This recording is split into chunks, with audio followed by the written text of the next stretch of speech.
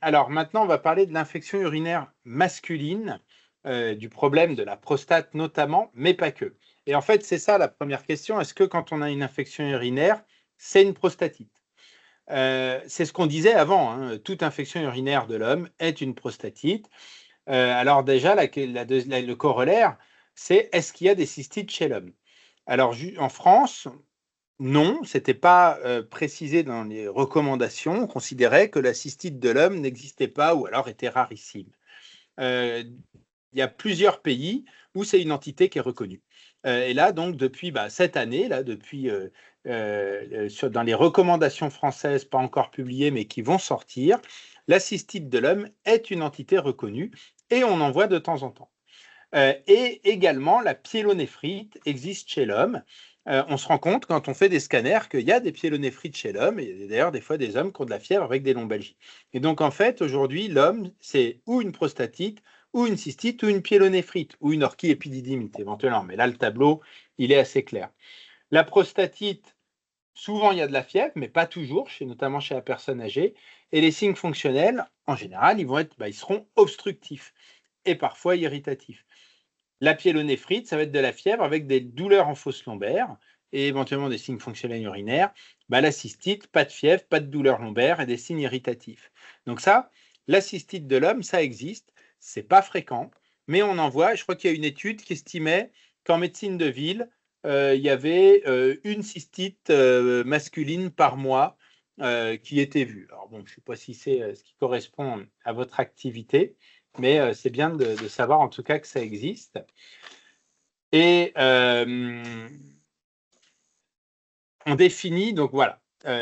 Mais quand même, le plus fréquent, c'est la prostatite. Alors la prostatite, est-ce qu'elle est toujours infectieuse? La réponse, elle est non, hein, sinon je ne poserais pas la question. Il y a d'autres types de prostatite. En fait, il y a une classification de la NIH qui recense 4 catégories de prostatite. Et nous, il y en a 2 qui nous intéressent, les prostatites bactériennes. Il y a la prostatite aiguë, c'est ce qu'on voit le plus souvent, hein, des signes aigus d'infection urinaire, présence de globules blancs au niveau de l'ECBU avec une culture positive.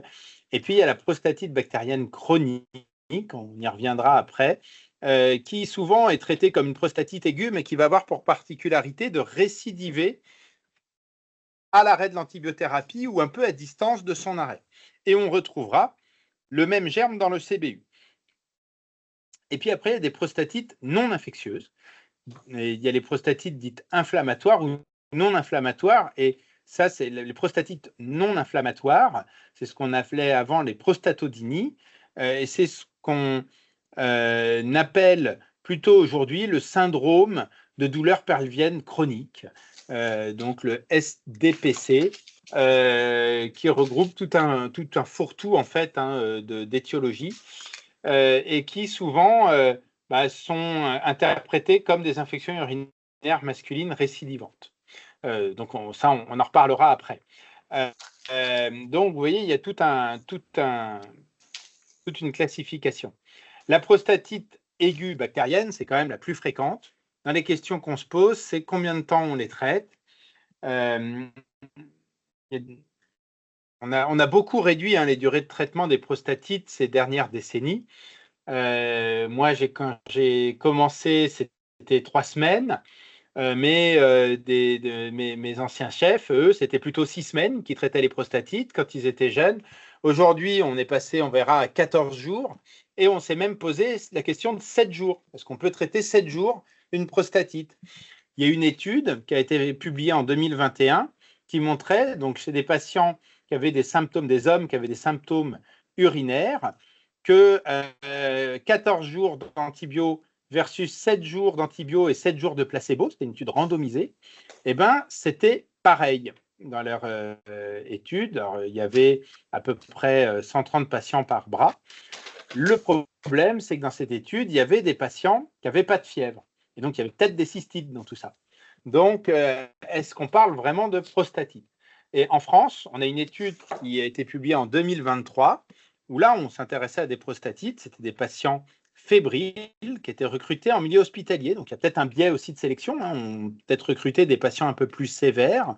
En tout cas, dans cette étude randomisée, où on faisait 7 jours versus 14 jours, c'était de l'ofloxacine qui était prescrite, et bien 7 jours d'ofloxacine, c'était inférieur en termes d'efficacité clinique, inférieur en termes d'efficacité microbiologique, donc là, exceptionnellement, on faisait des ECBU de contrôle, et inférieur en termes de taux de récurrence d'infection urinaire à distance de la fin du traitement, avec nécessité d'un nouveau traitement antibiotique.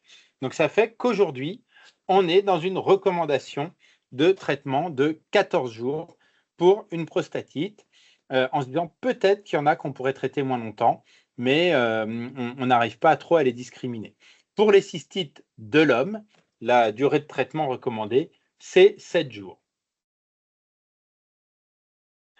Et alors, la plupart des prostatites, c'est des prostatites à bacilles gram négatifs, le plus souvent Escherichia coli, mais ça peut être d'autres germes, Klebsiella notamment. Quel relais Péros on peut faire? Puisque souvent, l'initiation de traitement, ça va être une C3G injectable, notamment aux urgences. Et derrière, qu'est-ce qu'on peut faire comme relais de traitement quand on a récupéré notre documentation microbiologique? Les recommandations avant, on nous disait c'était idéalement Bactrim ou fluoroquinolone. C'était un peu, voilà, c'était laissé au choix. Aujourd'hui, la recommandation, c'est de privilégier le Bactrim. Et donc, en 1, si on est sur un bacille gram négatif qui est sensible au Bactrim, on prescrit du Bactrim, c'est Bactrim Forte un matin et soir. Pourquoi? Parce qu'on essaye d'épargner les fluoroquinolones. Il y a quand même l'impact des quinolones sur la résistance, le risque d'avoir notamment une résistance aux quinolones si on fait une récidive d'infection urinaire dans les mois qui viennent, et aussi un peu plus de toxicité. Donc, en 1, le Bactrim, si on ne peut pas prescrire de Bactrim parce qu'il y a une résistance au Bactrim ou qu'il y a une contre-indication, une allergie notamment, en 2, ce sera les fluoroquinolones, et là, c'est au choix la lévofloxacine, l'ofloxacine ou la ciprofloxacine. Et s'il y a une résistance à ces deux classes, dans ces cas-là, on peut envisager d'autres alternatives. Et ça, c'est une nouveauté aussi. Avant, on ne pouvait pas le faire. Avant, si vous aviez, ça fait partie des motifs de recours auprès de l'EMA, voilà, j'ai un patient, il a une prostatite à Escherichia coli, mais je ne peux pas lui mettre de quinolone ou de Bactrim parce que c'est résistant. On vous disait, vous le laissez sous ceftriaxone pendant 14 jours. Voilà, donc ça va être ceftriaxone IV, sous-cut, IM, mais en tout cas, c'était un passage infirmier quotidien au domicile, c'était un peu galère. Aujourd'hui, on peut envisager un relais par voie orale en fonction des données de l'antibiogramme, après 5 jours de traitement quand même par voie intraveineuse ou alternative si on ne veut pas faire de l'IV, sous-cut ou IM. En tout cas, on fait 5 jours de traitement et ensuite on peut désescalader.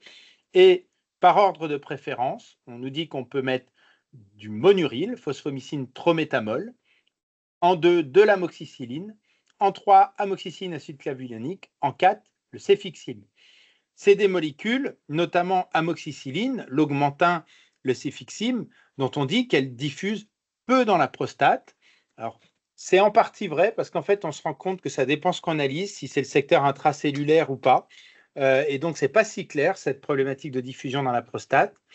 En tout cas, après avoir fait un traitement d'attaque de 5 jours, si on ne peut pas mettre de quinolone ou de Bactrim, on peut envisager ces molécules. Alors, avec encore une interrogation, elles ne sont pas publiées, les recommandations, c'est la posologie de monuril qu'on va utiliser.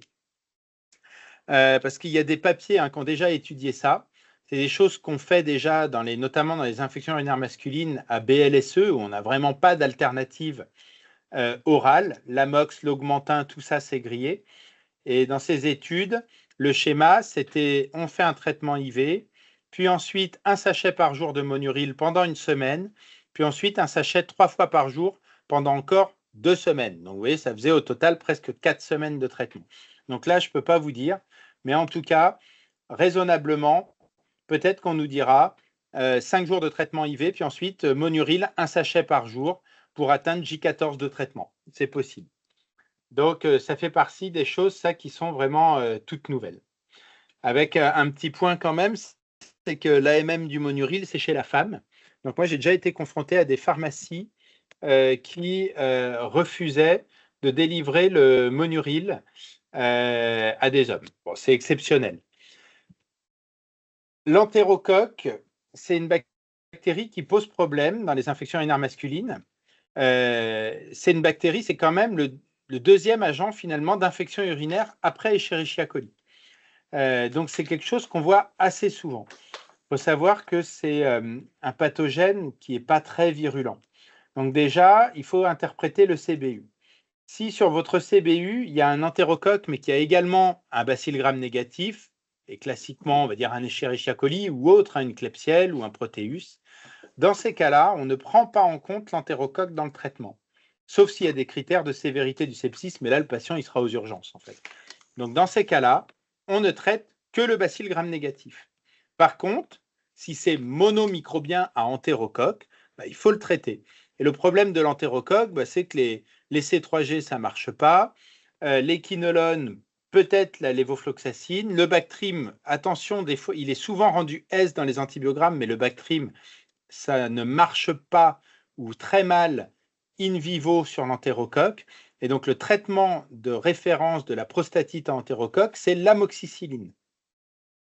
Et dans ce cas-là, nous, on avait pour habitude, on nous a toujours dit, ça ne diffuse pas bien l'amoxicilline dans la prostate, donc il faut traiter fort. Et donc, on mettait des fortes posologies, 1 gramme x 4 ou 2 grammes x 3, et on traitait pendant 21 jours.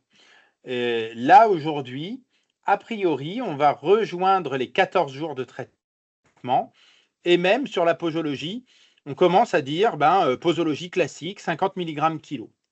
Et puis, si on ne peut pas faire d'amox, parce que le plus classique, ça va être l'allergie à l'amoxicilline, dans ces cas-là, c'est soit la lévofloxacine, qui est disponible en ville, soit le linezolide, qui est un antibiotique, qui est une classe d'antibiotiques qui ne marche que sur les grammes plus, et qui, lui, n'est disponible qu'en pharmacie hospitalière, sur prescription hospitalière. Donc ça peut arriver. Nous, des fois, on est contacté pour une infection urinaire masculine à entérocoque, on ne peut pas mettre d'amox, on fait l'ordonnance de linezolide et on la faxe à la pharmacie hospitalière, la plus proche du patient, il va chercher son traitement à la pharmacie.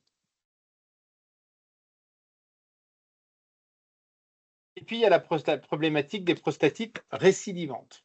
Donc ça, c'est quoi? C'est le patient, l'homme qui a une prostatite, qu'on traite, un traitement bien adapté à la documentation, et puis il va récidiver l'infection urinaire. Souvent, il va être amélioré transitoirement par le traitement, et puis quelques semaines après l'arrêt du traitement, ça récidive. Dans ces cas-là, il y a deux hypothèses principales. En un, l'abcès de la prostate, et en deux, la prostatite bactérienne chronique. Ce n'est pas les mêmes entités. Une prostatite bactérienne chronique, c'est une prostatite qui va durer plus de 3 mois. Alors, ça voudrait dire qu'on n'a pas traité le patient pendant plus de 3 mois. En tout cas, c'est un patient qui va faire un premier épisode, il va récidiver, le CBU va retrouver le même germe, et puis on va le retraiter et ça va de nouveau recommencer alors qu'on a changé l'antibiotique, on a un peu monté la dose. Donc là, on va se dire, tiens, il y a un problème. Il y a d'autres hypothèses diagnostiques à évoquer. La troisième, c'est en fait, ce n'est pas une infection, c'est un syndrome douloureux pelvien chronique. Alors pourquoi le CBU était positif? Parce qu'il est colonisé, tout simplement, il n'a pas d'infection. Mais dans ce cas-là, l'antibiothérapie qu'on aura prescrite au patient n'aura pas eu d'efficacité. Et ça, c'est une notion hyper importante. C'est-à-dire qu'il faut poser la question au patient quand on vous a prescrit une antibiothérapie, est-ce que ça a amélioré vos symptômes? Si c'est le cas, quand même, on a tendance à penser qu'il y avait une infection urinaire. Puis il y a des diagnostics plus rares, la tuberculose urogénitale, une IST éventuellement, qui peuvent donner des symptômes qu'on comprendrait pour une prostatite. Le plus souvent, en fait, c'est les 3 premières hypothèses. Et dans ce cas-là, qu'est-ce qu'on fait? D'abord, il faut faire une imagerie de prostate.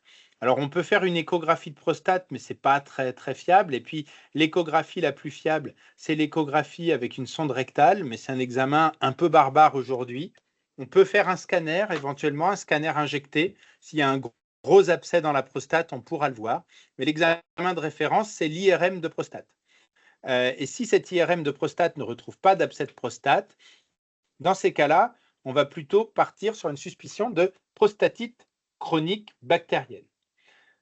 Dans ce cas-là, il y a un test qui en fait est recommandé, mais vraiment pas pratiqué en pratique, ou éventuellement par quelques urologues, c'est le test des 4 vers, qui est un test qui n'est pas très bien accepté par les patients quand même, parce qu'on les fait pisser un premier jet.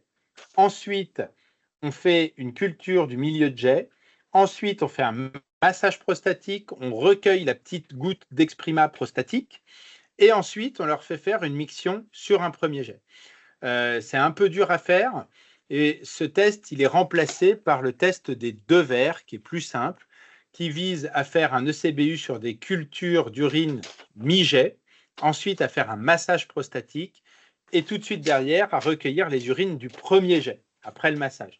Et ça va permettre de mettre en évidence dans une prostatite chronique le CBU fait sur le milieu de jet d'urine initial, il peut être négatif ou il peut ne pas y avoir de leucocyturie.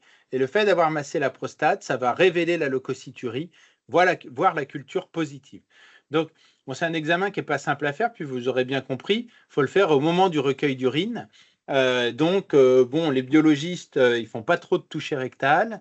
C'est plutôt un examen de l'urologue, en fait, en pratique. Et donc, la prostatite chronique, comment on la traite? Le traitement de référence, c'est les fluoroquinolones, si le germe est sensible, et ça va être un traitement de 4 à 6 semaines. Et finalement, ça va être à peu près le même traitement que quand on aura un abcès de prostate. Donc, dans cette situation, on va avoir un patient qui va avoir une infection urinaire, une prostatite récurrente. On va faire une IRM de prostate, mais souvent, ça va se terminer quand même par un traitement pendant 4 à 6 semaines dans l'hypothèse ou d'un abcès ou d'une prostatite chronique. Pour ce qui est de la cystite de l'homme, les recommandations de traitement, donc c'est comme pour la femme, hein, c'est phosphomycine trométamol en 1, nitrofurantoïne, pivméthylinam sur documentation, parce qu'on verra après qu'il y a quand même de la résistance au sélecide. Et je vous ai dit, la durée de traitement, c'est 7 jours, puisque par définition, la cystite de l'homme, c'est une cystite à risque de complications.